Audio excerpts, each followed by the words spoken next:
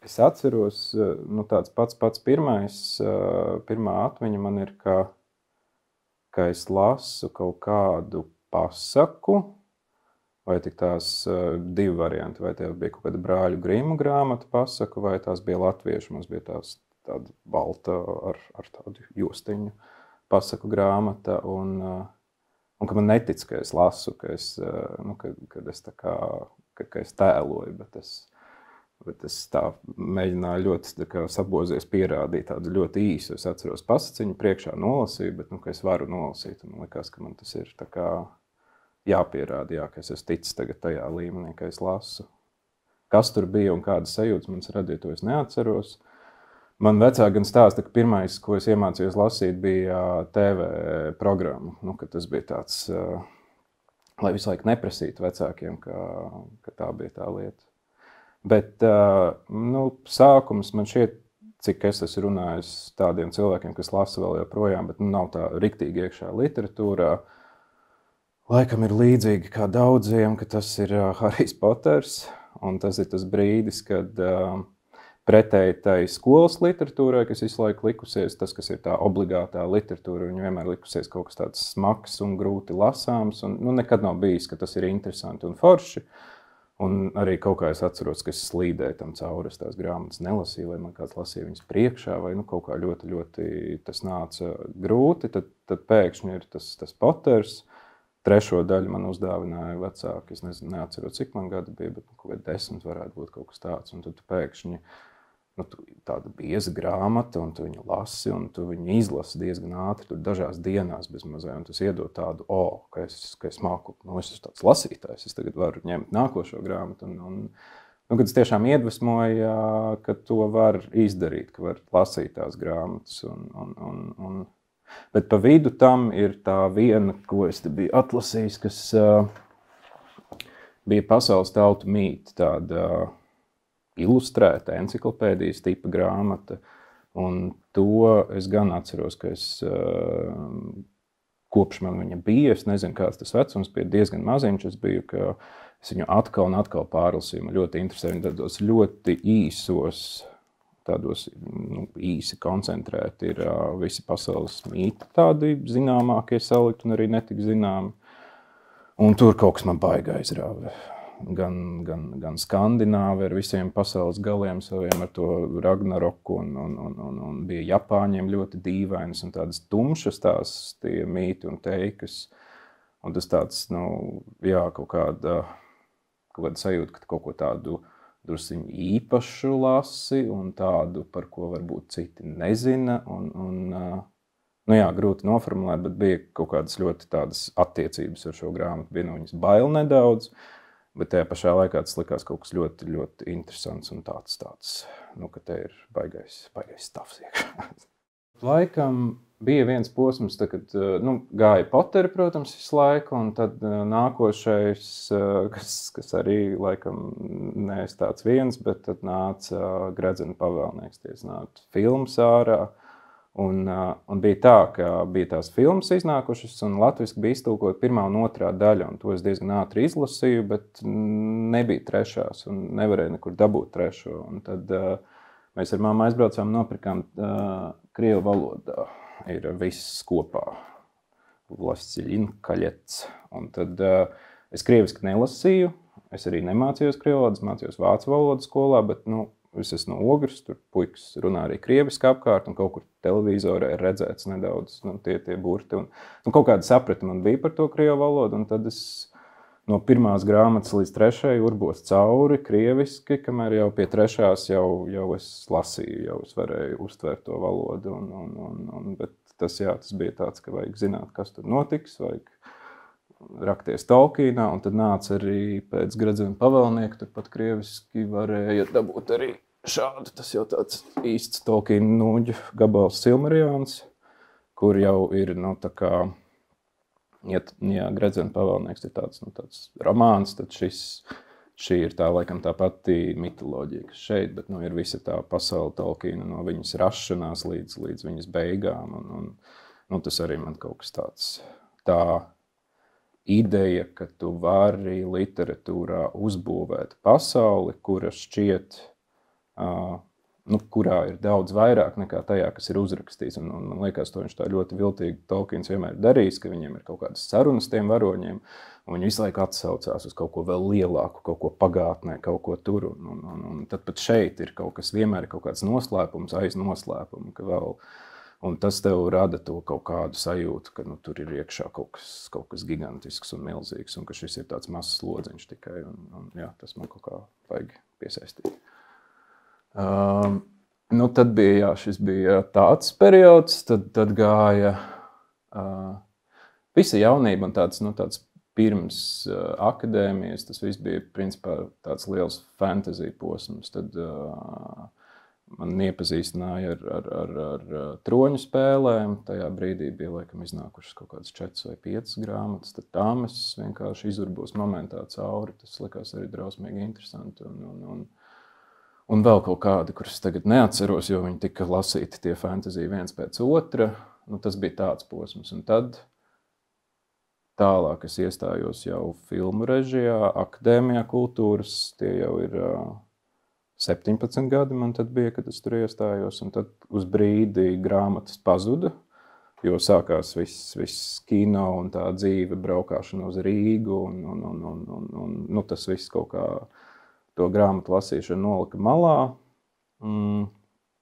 Bet tad viņa atgriezās caur to, ka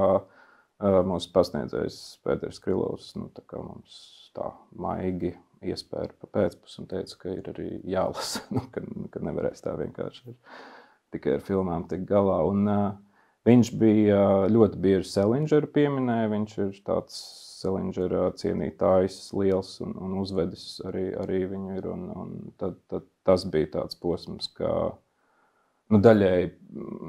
pasniedzēja iespējā, jo liela cieņa bija un vēl joprojām ir pret Pēteri. Un tad tika tajā laikā, sakam, izlasīju tikai uz Kraujas Rudzu laukā, kas latviski bija iztulkots tajā brīdī. Un es viņus arī pēc tam lasīju, un ļoti atšķīrās tā pieredze no pirmās reizes un otrās. Un pirmajā tiešām likās, ka viņš tas varonis ir tāds baigi kaitinošs un neciešams jaunietis, un tad kaut kā, un tās visas tās kaut kādas viņa traumatiskās pieredzes, kuras tur ir ieliktas, par kurām viņš piemin un runā, tās kaut kā tika noignorēts, un tad vēlāk lasot, tad jau bija pilnīgi cita sajūta par to visu. Un tajā laikā arī tad sākās tādi remarks ļoti labi aizgāja, kā tāds ļoti silts un cilvēcīgs un tāds, pat grūti ielikt vārdos, kaut kas ļoti pazīstams likās tajā visā, lai gan laika citi un vispār kaut kas netverams jaunietim Rīgā dzīvojošam, bet tas laikam bija tas posms, kad atkal kaut kā, es neatceros ar kuru tieši grāmatu, iespējams tas bija Remarka, laikam Remarka bija vai 3 draugi vai Ēnas paradīzē, es neatceros, kura bija pirmā, bet caur to atkal bija kaut kāds tāds pierādījums sev, ka es arī šādu literatūru varu lasīt, ka ne tikai fantasy, un tas kaut kā ir svarīgi, jo man liekas tajā brīdī, ka tu sevi kaut kā nodefinēji savus tos lasīšanas robežas, tad šķiet, ka pārējais jau nav vispār tev, ka tu pārējo nemaz tu uz to neskaties. Un tad tas bija tāds drusku maziņš tāds nākošais solis, es varu arī šo lasīt. Tad arī tur Hemingvejs tika lasīts, Fitzgeralds, Scotts un tādi, tie zināmie, teiksim tā, tie romāni, tādi populārie un tie, kuri ir kā tajā listītē, kuri būtu jāizlasa un kurus tajā brīdī arī likās, ka es spēju kaut cik saprast un uztvērt. Tad bija tas, tagad man vajag saprast, kur es atrodos, augstskolā,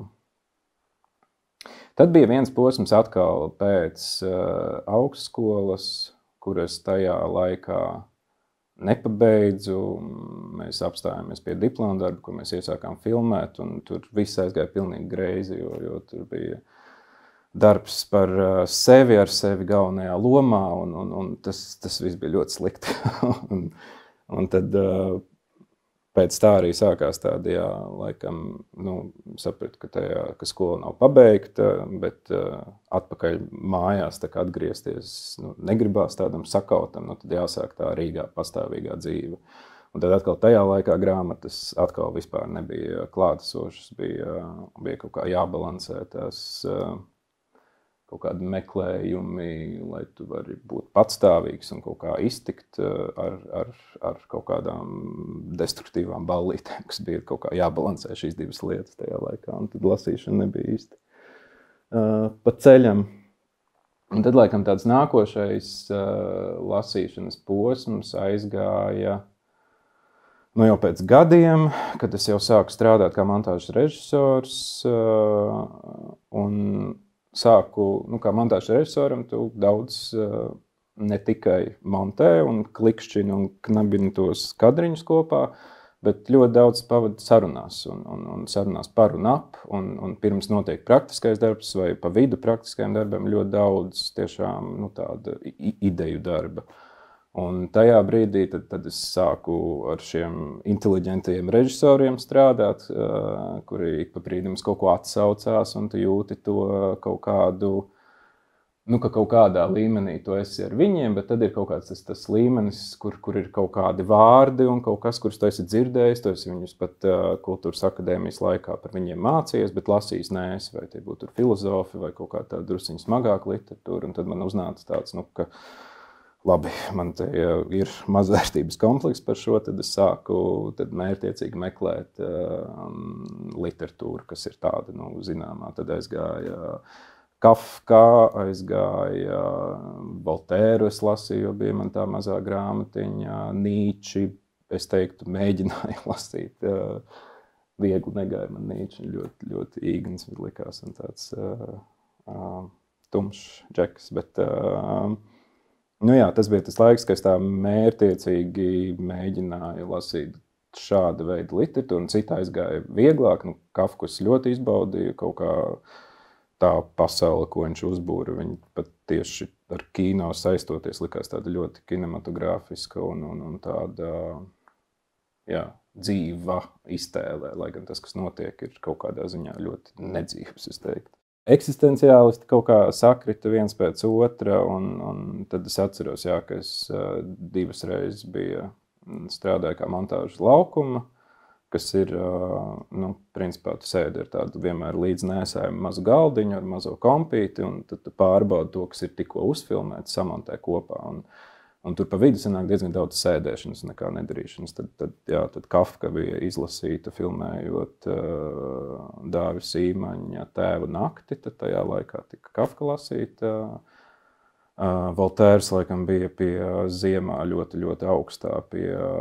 Kairiša Melānijas kronikām lasīts paralēli. Tad tā drusciņi, protams, iesmēja par mani visa pārējā grupa, kas tad tev šoreiz par grāmatiņu līdzi. Bet tas kaut kā palīdzēja iet uz priekšu tajā literatūras sapratnē, teiksim tā. Un tad pa vidu vēl tur bija tāds drusciņi, tāds nostūrējiens. Bija jaunībā, tieši kaut kur pēc skolas, augstskolas nepabeigšanas, bija tāda baigā aizrautība ar psihedēliju, ar visu, kas ir saistīts ar psihedēliju, ar psihedēlisko vielu kaut kādu tur to pasauli, kas ir ap un to, un kas ir tie cilvēki, kas par to raksta un tā. Un tad bija tāds apkārt jaunieši klausījās tādu, viņu vārdu aizmirsu gan, bet viņš ir. Terence McKenna bija tāds bārdains, briļains onkulīts, kuram tā balss ir tāda, ka tu viņu klausies un liekas, ka tur nevis cilvēks, bet pati sēna runā un kaut kādas gudrības tur stāst. Un tas viss likās baigi aizraujoši, un viņš tur visu kā tur cilvēki evolucionējuši, tāpēc, ka apēduši psihedeliskās sēnes kaut kādā brīdī, un viss ir pavēries, un tas likās interesanti, un arī to lasīt. Aldous Huxley bija grāmata Doors of Perception, kas arī, viss ap to tēmu likās tāds ļoti mistisks un interesants, un atkal tur bija kaut kāda tā cita pasaules sajūta, bet laikam kaut kādā brīdī gan dzīvē tas tā kā drusciņi savādāk salikās, un arī bija tieši Terence McKennas grāmata, kas saucās, ir True Hallucinations, un tur viņš apraksta savas pieredzes Amazonas džungļos, laikam tas bija, vai kaut kur viņi brauca ekspedīcijās un ēda visu pēc kārtas un dzīvoja tajā visā, un tad to izlasot likās kaut kā, un tas viss, kas rakstīts, ka viņi tur īstenībā ir tādu tik ļoti neveselīgu un tumšu šķīzu piedzīvojuši tajos savos meklējumos, bet tāpat viņš to it kā mēģina tev pasniegt kā tādu ļoti foršu prāta un cilvēces izpēti, un tad man kaut kā likās, paga, kaut kas tur nav tīrs. Ka baigi aizrāvušies par traku viņu, un ka arī tas viss tā informācija, ko tu tā kā esi pirms tam jaunībā klausies, likās, bet viņi nāk no drusciņi traka cilvēka, un ka kaut kā tas viss tāds sektas piestiens tam visam pienāca klāt. Un tad, jā, tas bija forši tieši no viņa paša kaut kā to arī dabūt šīs, nezinu kā to, autoritātes krišanu viņa paša rokā. Tas bija tāds posmiņš. Un tad laikam nākošais posms, kas ir laikam tāda atkrišana atpakaļ, bet tajā pašā laikā nē. Un tad, kad man piedzima jau bērns, un kaut kā nezinu, kur ir tā saistība, varbūt negribējās tajā brīdī Nīčam rakties cauri, gribējās kaut ko vieglāku, un tad es atradu to savu mīlestību pret zinātnisko fantastiku, un tā laikam ir saglabājusies tagad visilgāk, ka tas ir tas žanrs, ko principā es lasu, man ar sevi ir tādi dialogi, ka trešā grāmata pēc kārtas varbūt tagad vajag nevis zinātnisko fantastiku, bet varbūt kādu vēl, ko es neesmu lasījis no tās tādas nopietnākās literatūras, saņemties. Jo tomēr ir arī tas, ka tad, kad tā valoda ir vieglāka, un viņa ir zinātniskajā fantastikā, viņa ir daudz vieglāk lasām, tu tomēr pierodi pie tā, ka tā grāmata, vismaz man tā ir, ka viņa nāk viegli, un tad saņemties uz kaut ko tādu smagāk liekas, ja tev vēl stāv plauktiņā neizlasītas sci-fi grāmatas, tad ir grūti sevi pierunāt uz kaut kādu Žižeku, piemēram, kuru ļoti interesanti, bet ļoti lēni un sarežģīti viņš man lasās, bet jā, tas Žižeks tāds ir ļoti interesanti. Bet un tad es tiešām sāku traki tās grāmatas pirkt, tos sci-fi. Sākumā bija Jānī Rozē bija tās, te ir daļa tikai no šādām dzeltenajām grāmatiņām, kuras tur 3 vai 4 eiro viņas pārdevās. Un tā kā zinātniskās fantastikas klasika visāda tur ir. Tad es viņus gāju, tiešām meklēju, kurš šajā Jānī Rozē ir tādas, šajā tādas, vienkārši pirku visas pēc kārtas, lasīju visas pēc kārtas. Ar to arī nepietika, sāku pasūtīt internetā, ja nemaldos, neatceros, kā to saiti sauc, bet tur ir lietotas grāmatas, kas nāk vai no kaut kādām no bibliotēkām, kas varās ciet, piemēram, Amerikā, tu redzi, tur kaut kādas pat kartiņas ir, kur kāds kaut kādā gadā viņu ir lasījis un ņēmis, un tad viņas diezgan masveidā. Tad nācās tiešām vajadzēja pirkt to lielo Ikea plauktu ar kvadrātiņiem, lai būtu, kur viņas likt iekšā. Jā, tās es ēdu vienu pēc otras. Un laikam vēl jau tagad ar tādām pauzītēm, kur ir tev kaut kāds darbā, tu esi kaut kādos projektos vairāk iekšā, kur nē. Bet tāpat tas tā kā turpinās un nebeidzās. Un ja es domāju, kāpēc tieši tas, varbūt tas ir kaut kāds tas turpinājums tam mistiskajam un tai pasaules būvēšanai, bet laikam arī, ja kino man interesē un pārsvarā sanāk, es darbojos ar lietām, kas ir tiešām ļoti piesaistītas realitātei un pat varbūt piesaistītas tādai man tuvākai pieredzei un realitātei, tad liekas, ka tad varbūt tas ir patvērums no tā grāmatās kaut kādās pilnīgi citās pasaulēs, bet arī tajā kino valodā zinātniskā fantastika, man liekas, ļoti, ļoti netur līdzi tam, ko grāmatās var izdarīt, jo nezinu, kā to noformulēt, bet, nu, ja tā liekas, ka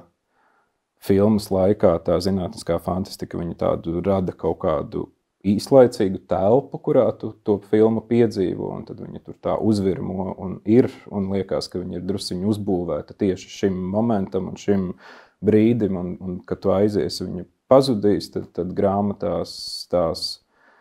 nu, tā jauda, kas ir ielikta, lai to katru alternatīvo realitāti uzbūvētu, aprakstītu un kaut kā radītu, viņa ir tik liela, bieži vien, ka liekas, tu aizver to grāmatu, bet tā pasaule tur kaut kur vēl eksistē, ka viņa nav tāds īsts burbulis, bet ka viņa ir neatkarīga no tevis, un kaut kas tajā mērogā, ko, man liekas, kino vienkārši nevar izdarīt, ne jau tīri budžetiski, bet tajā arī laika nogrieznī to uzburts mērogu, tas ir kaut kas tāds ļoti aizraujošs, ko tā fantastika dara. Un, protams, tur ir arī kaut kāds bieži vien tas filozofiskais aspekts, kurš ir tādā maigā un viegli varbūt arī gremojamā līmenī, bet tomēr liek ne tikai piedzīvot, bet arī padomāt par to, kā varētu būt un padomāt tieši par to, kur mēs esam un kā lietas varētu būt savādākas. Kritēriji varbūt man tā arī īsti nav bijuši tai fantastikai, varbūt tā cerība, ka viņa būs kvalitatīva un interesanta, bet ir kaut kādi autori, kas, kuri tad ir tā kā izkristalizējušies, kas ir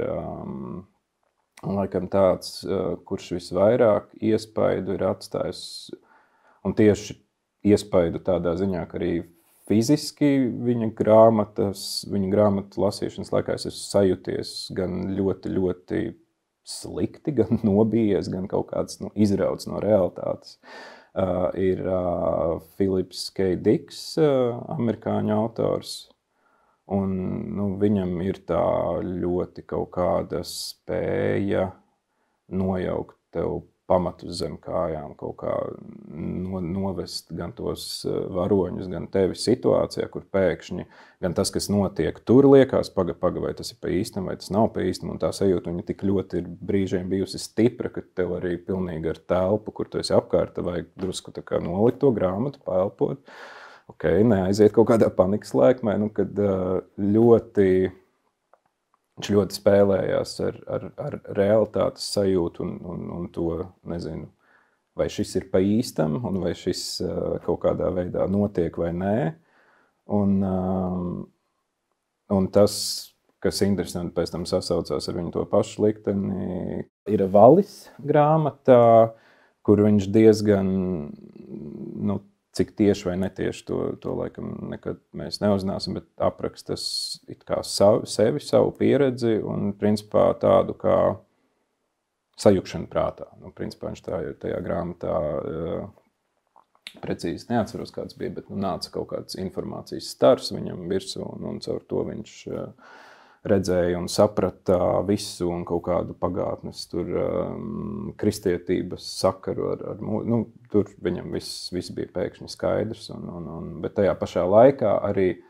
ņemot vērā, ka viņš to ir piedzīvojis un kaut kādā ziņā arī turpinājis tam ticēt, tur tajā grāmatā arī ļoti līdzīgi, tu redzi viņas šaubas un kaut kādu to atkal nesapratni vai tas viss ir vienkārši slima suņa murgi, vai viņš kaut ko tiešām piedzīvo, un kas vēl bija priekš manis, tā grāmata bija ļoti tā emocionāli iedarbīga un spēcīga, jo es viņu lasīju tādā smagā laikā, kad diezgan īsti pēc tam, kad tuvs cilvēks bija izdarījis pašnāvību, un tur arī ir tieši viena tāds brīdis, kad tam galvenajam varonim kaut kāda, nezinu, vai tā bija draudzene, platoniska draudzene vai nē, bet viņa arī ir izdarījusi pašnāvību. Un tad tur iznāk tāds teksts, kur viņš pats tā kā saka, ka es to tajā brīdī vēl neapjautu, bet viņa bija nogalinājusi mūs visus. Un tad bija tas, es varbūt precīzi to necitēju, bet tas baigi savilkās ar to sajūtu, ka tā klātbūtne, pašnāvības klātbūtne tavā un kaut kādu tavu draugu un cilvēku apkārt lokā, ka viņi izrauj tādu kā caurumu realitātei, ka kaut kas tur, tas nav vienkārši zaudēt cilvēku, bet tas ir kaut kā viņu zaudēt tik iracionāli un kaut kā, nu, ka tas ierauj kaut kādā caurumā melnajā, kur visi ir apkārt cilvēki, nu, viņiem ir kaut kas nomainījies tajā realitātes uztverē, tāpat kā tas galvenais varonis sajūt prātā, nu, neteiksim, ka mēs visi sajūkām prātā, bet teiksim tā, ka tā pasaules uztvere vai sajūta par viņu, nu, par pāris grādiem mazāk racionāli paliek tajā brīdī, un tas, vai tas ir dziedējams vai nē, šobrīd es vēl nevaru uz to tā atskatīties, bet jā, likās kaut kā, ka tās paralēlas iet, un tieši tāpēc, ka likās, ka tās paralēlas iet, tas likās, ka pats to arī pierāda, nu, ka tu sāc visur kaut kādas paralēlas redzēt, ka tu ieeji kaut kādā tādā drusciņā nērtā uz šizo pasauli vērstā stāvoklī, kaut vai pa mazu tādu pilieniņu, bet tomēr, nu, tu jūti to krāsas nomaiņu. Jā. Bet, nu, tā spēja viņam to kaut kādā veidā darīt ar mani kā lasītāju bija arī pirms šī visa un pirms tiem personīgiem notikumiem. Viņi tiešām, nu, liekas, ka viņš ir pieskāries kaut kam iracionāli un ko viņš spēja ar tām grāmatām nodot. Nu, kaut kā viņas dalās, laikam, priekš manis divās daļās. Viena ir, kad es lasu un es esmu ļoti labi apzinos, kur es atrodos un domāju par to, ko es lasu. Un tā literatūra, tā informācija manī raisa tādas aktīvas pārdomas un aktīvu kaut kādu dialogu ar sevi tajā brīdī pat lasot, un tad iespējams tā lasīšana ir krietni lēnāka, viņa var būt tāda sarežģītāka, bet tajā pašā laikā tas ir tāpat tā ir atpūta. Jebkurā gadījumā, nu, savā kaut kādā dzīvē es to uztveru kā nomierinošu un atpūtu radošu procesu, bet tomēr tas ir arī tāds darbiņš, tas ir tāda, nu jā, kaut kā iet cauri tam, ko tu lasi, un uzreiz mēģināt saprast, vai jā vai nē, kā es par to, kas, ok, labi, dosim iespēju, lasam tālāk, vai ko šis manī kādas domas izraisa, un tāda ļoti, nu jā, tāds lēns, biku neveikls process, bet interesants. Un tad otrs ir tas, laikam, tas patvērums, vai, nu, tad tā ir tāda tiešām atpūta, un pat varbūt vēl ieraujošāka nekā vērties ekrānā kaut kādā Netflixā vairākas stundas, kad tu tiešām pazūdi tajā grāmatā, vai tas būtu dēļ aizraujošiem notikumiem, vai tas būtu dēļ kaut kādas pasaules, kas ir tik īsta, ka viņa tevi ievelk, vai arī dēļ, nu, tīri dēļ kaut kāda, ko man grūti varbūt vārdos ielikt, negluži emocionāla, bet, nu, varbūt ir emocionāli pārdzīvojumi, bet kaut kādas, varbūt emocija kopā ar kaut kādu atmosfēru īpašu, ar kaut kādu īpašu garšu, ar kaut kādu īpašu sajūtu, kas tev, nu,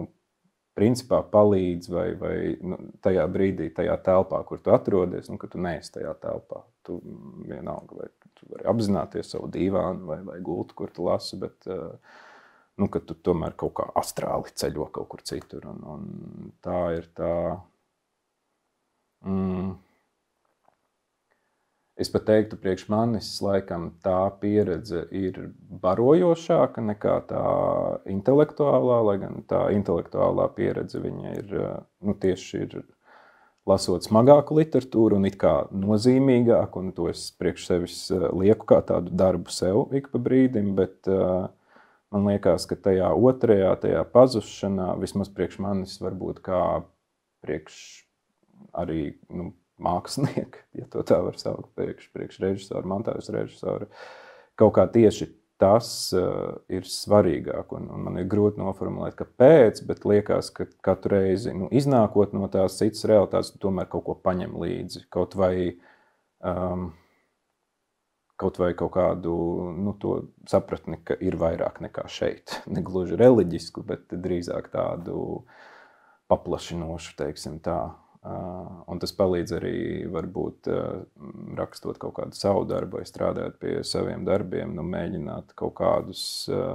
it kā vienkāršām lietām tomēr meklēt tai kino telpai kaut ko, kas to kino telpu padara varbūt tādu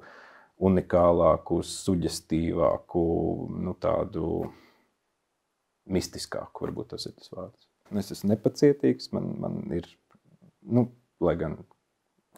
bet nu, tas man sagādā pūles gaidīt kaut ko, ja es to, nu, tad līdz ar to lasīt lidostā, lasīt lidmašīnā, lasīt rindā pie ārsta, nu, kaut kur, ja tajā brīdī es esmu grāmatas tā kā lasīšanas posmā, tad es viņu noteikti ņemu līdzi visur, kur man būtu jāgaida, vai bieži vien no šejienes aizbraucot uz Meža parku, ieēst pusdienas, tad pirms tam pasūtu pirmo kafiju dzerot palasu, un tad jau, kad ir tās abas rokas, un tur sarežģītāk, tad beidz to darīt. Bet, jā, man liekas, tas ir forši, ka tu vari arī uz īsu brīdi, bet tiešām ieslēgties, un ar filmu man būtu grūti iedomāties, ka es varu, nezinu, tur ieslēgt un ik pa brīdim skatīties dažas minūtes, bet kaut kā grāmatai, vismaz man ir tā iespēja, ka tu vari ieiet tur iekšā, iziet no viņas ārā, un katru reizi, kad tu ienāc, tu esi, nu, tur, kur tu viņu atstāji, tu esi uzreiz iekšā tajā pasaulē. Un, protams, arī pirms gulētiešanas tas ir tāds bīstams brīdis, jo ja